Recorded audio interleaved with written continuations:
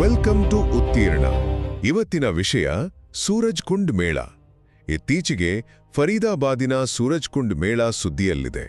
ಹಾಗಾಗಿ ಸ್ಪರ್ಧಾತ್ಮಕ ಪರೀಕ್ಷೆಗಳ ದೃಷ್ಟಿಯಿಂದ ಈ ಮೇಳ ಯಾಕೆ ಇಷ್ಟು ಮುಖ್ಯ ಅನ್ನೋದನ್ನ ನೀವು ತಿಳಿದುಕೊಳ್ಳಲೇಬೇಕು. ಮೊದಲನೆಯದಾಗಿ ಇದರ ಹಿನ್ನೆಲೆ ನೋಡಿ. ಇದು 1987ರಲ್ಲಿ ಶುರುವಾದದ್ದು. ಇದರ ಮುಖ್ಯ ಉದ್ದೇಶ ನಮ್ಮ ಕರಕುಶಲತೆ ಮತ್ತು ಸಾಂಸ್ಕೃತಿಕ ಪರಂಪರೆಗೆ ಒಂದು ಗ್ಲೋಬಲ್ ಪ್ಲಾಟ್ಫಾರ್ಮ್ ಕೊಡೋದು. ವಸುದೈವ ಕುಟುಂಬಕಂ ಅಂದ್ರೆ ವಿಶ್ವವೇ ಒಂದು ಕುಟುಂಬ ಅನ್ನೋ ನಮ್ಮ ದೇಶದ ಆಶಯವನ್ನು ಇದು ಪ್ರತಿನಿಧಿಸುತ್ತೆ.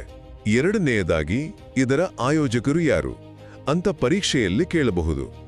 ಇದನ್ನ ಸೂರಜ್ ಕುಂಡ್ ಮೇಳ ಪ್ರಾಧಿಕಾರ ಮತ್ತು ಹರಿಯಾಣ ಪ್ರವಾಸೋದ್ಯಮ ಇಲಾಖೆಗಳು ನಡೆಸುತ್ತವೆ. ಇವರಿಗೆ ಕೇಂದ್ರದ ಪ್ರವಾಸೋದ್ಯಮ, ಜವಳಿ, ಸಂಸ್ಕೃತಿ ಹಾಗೂ ವಿದೇಶಾಂಗ ವ್ಯವಹಾರಗಳ ಸಚಿವಾಲಯಗಳ ಬೆಂಬಲ ಕೂಡ ಇರುತ್ತೆ. ಕೊನೆಯದಾಗಿ ಈ ವರ್ಷದ ವಿಶೇಷತೆಗಳೇನು? ಇದು ತುಂಬಾ ಮುಖ್ಯ, ಗಮನ ಕೊಡಿ. ಈ ಬಾರಿ 50ಕ್ಕೂ ಹೆಚ್ಚು ದೇಶಗಳು ಭಾಗವಹಿಸುತ್ತಿವೆ.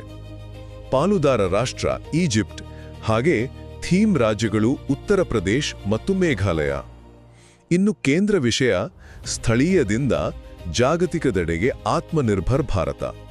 ಇದರ ಉದ್ದೇಶ ನಮ್ಮ ಕುಶಲಕರ್ಮಿಗಳಿಗೆ ಅಂತಾರಾಷ್ಟ್ರೀಯ ಮನ್ನಣೆ ಸಿಗುವಂತೆ ಮಾಡೋದು. ಒಟ್ಟಿನಲ್ಲಿ ಸೂರಜ್ ಕುಂಡ್ ಮೇಳ ಕೇವಲ ಒಂದು ಸಾಂಸ್ಕೃತಿಕ ಹಬ್ಬವಲ್ಲ, ಇದು ಭಾರತದ ಕರಕುಶಲ ಪರಂಪರೆಯನ್ನು ಜಾಗತಿಕ ವೇದಿಕೆಗೆ ಕೊಂಡೊಯ್ಯುವ ಒಂದು ಪ್ರಮುಖ ಹೆಜ್ಜೆ.